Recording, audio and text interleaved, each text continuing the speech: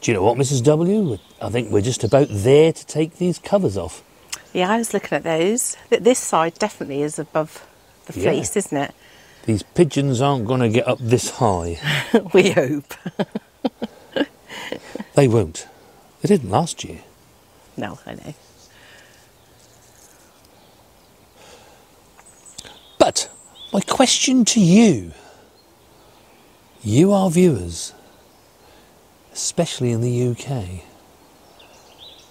am I ever going to get to a point when I can put this old gardening jumper away in the drawer for good? It's dull, cloudy, smeary rain. And cold. And cold. Yeah, it is. Really isn't. And it's the very end of April. But in today's video, we shall give you our top tips for the month of May.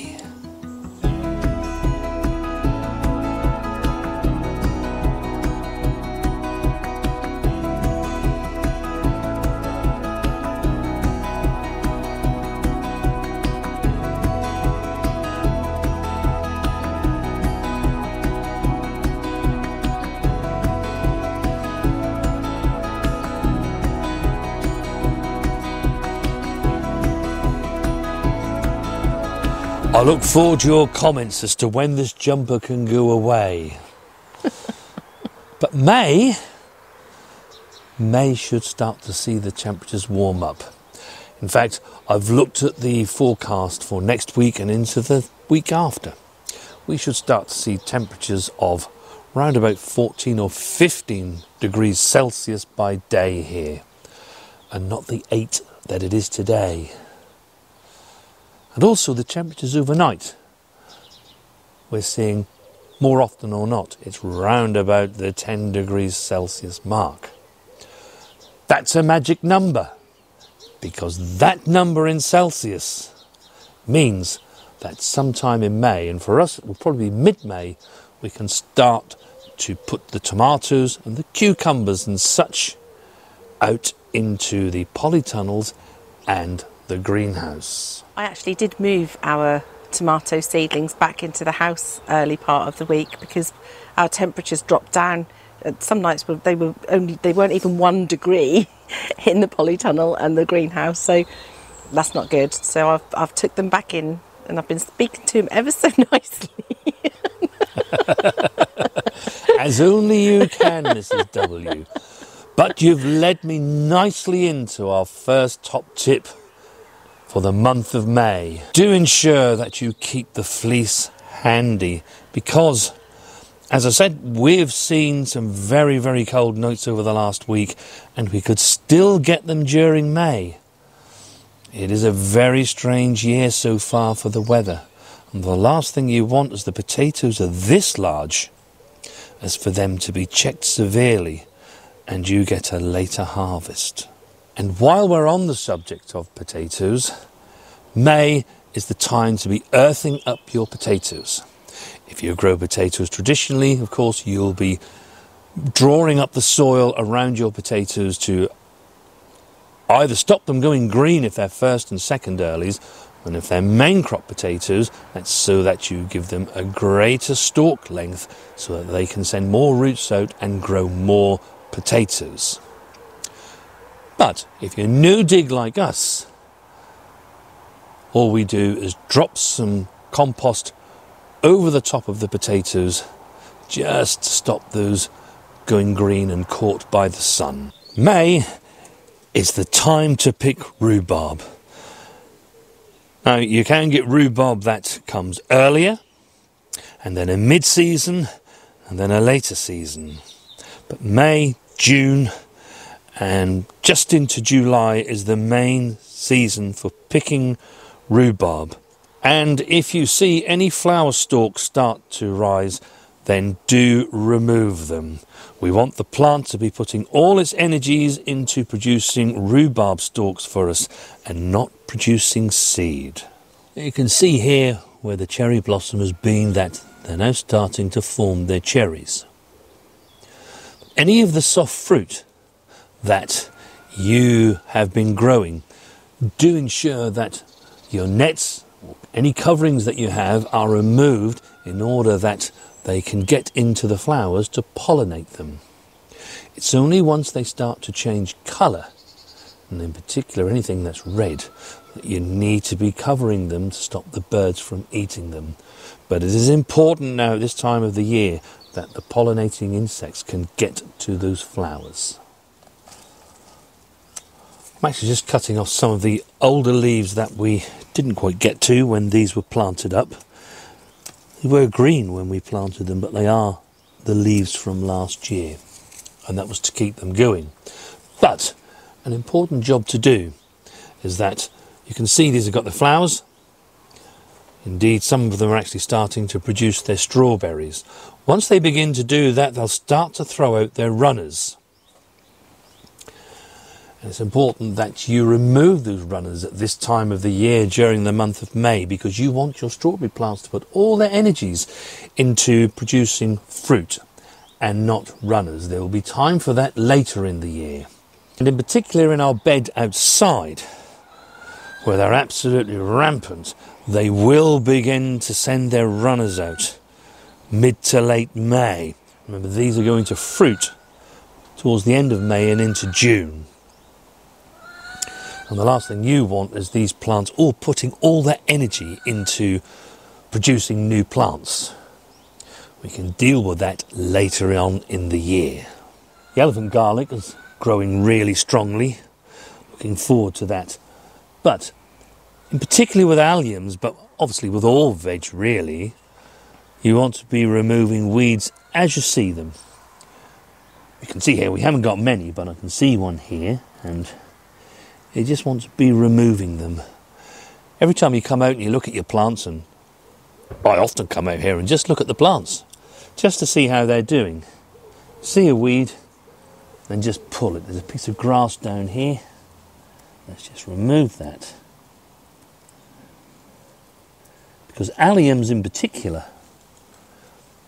don't do very well when there's lots of weeds. You can see that their leaves have an upright growth habit.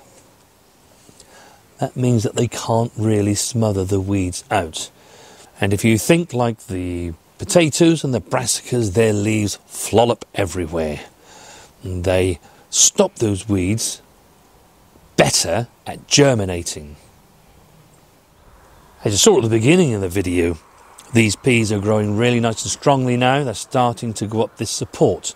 And we built this 3 years ago, was it? I think so, yeah. Yeah. And so it's here, it's fixed, it's permanent. We always grow our peas over this, and then when they're finished, the beans are then grown over it. But if you don't have a permanent structure for your peas and beans, now is the time to be actually building those structures, particularly for your beans, because this month you will be sowing those runner beans and those French beans that are going to be climbing, and you need to have those supports in place so that when the time is right, you can plant them out and they're ready to go and climb up those supports. During May, you need to be taking your last pickings of spinach. You can see here ours is already starting to rise to flower. We had some good pickings off that though, didn't we? We've had some amazing harvests of that, Mrs. W. We really have. But May, and then as we tip over into June, it really will start to rise to flower. Probably beginning of June it will start to do it outside. Obviously we've grown ours indoors, but it's time for these plants to come out. So just twist them out and they'll make some lovely food for your compost heap. Or in our case, the beast. As we go through the next few days and the next couple of weeks, most of these plants will actually start to disappear. The potatoes will be able to go outside and finish their growing.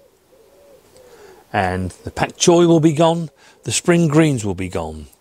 That'll just leave the carrots and the garlic and the shallots. So my next top tip is Beginning of May, start to prepare your polytunnel or your greenhouse ready to receive its summer plantings. Within the next couple of weeks, this will all change and we shall have tomatoes in here and cucumbers and such like. The melons, of course, for the grow along. And for us, we give the greenhouse and the polytunnel its annual mulch of compost.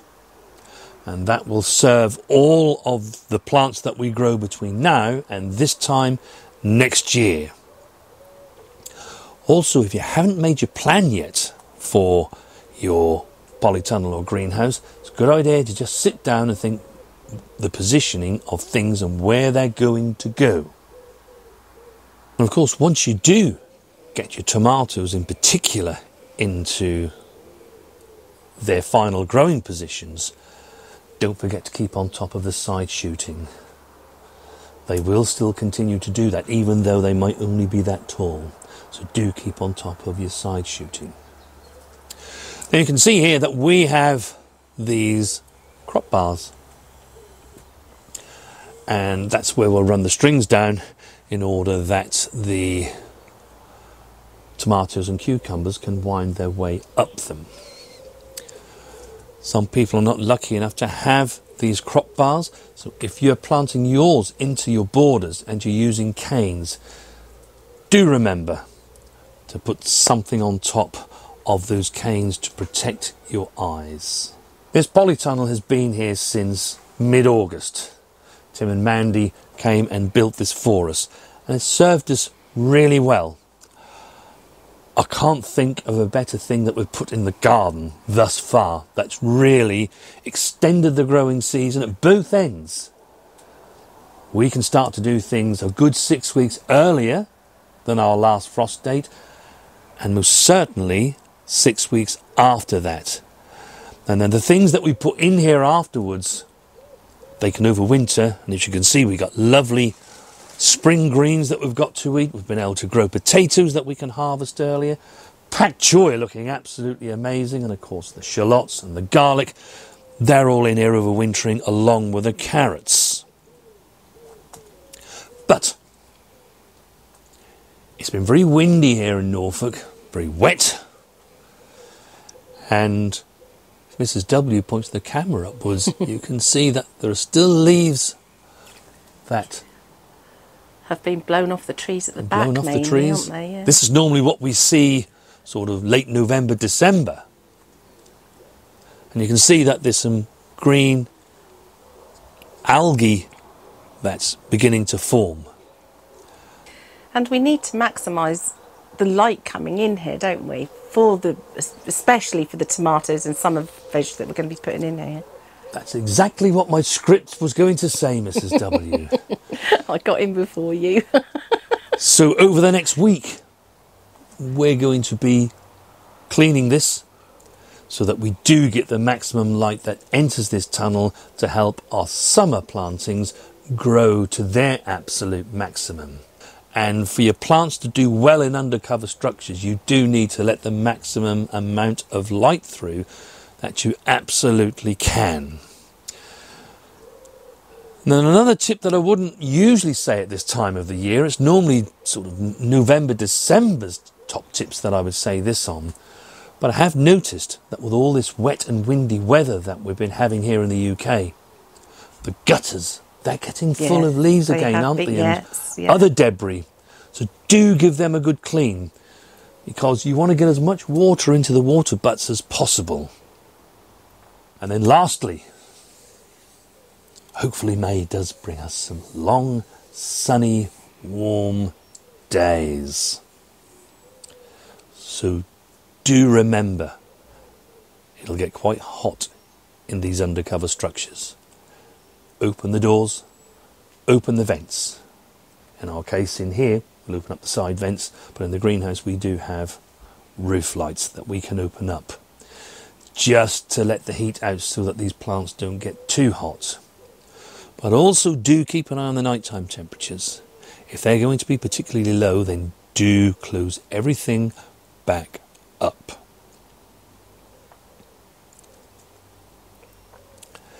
If you've enjoyed this video, then please do give us a thumbs up. It's a good indicator to myself and Mrs. W for producing the content that you like. We produce videos like this, how to grow things, top tips of the month, all sorts of hints and gardening hacks that hopefully will help you on your allotment or in your veg garden. So if you're not yet subscribed to our channel, then please do so, and then you'll be informed whenever we upload a video. As ever, we love your comments. Some great comments after the last video with those potatoes. No, I can't, because I promised on video that I wouldn't touch you for another 2 weeks. Oh, Mrs. W. I know, they were so nice, weren't they? Oh dear, Barry, what a dilemma. That's a wrap. Have a great gardening week, won't you all? And we shall see you again on Thursday.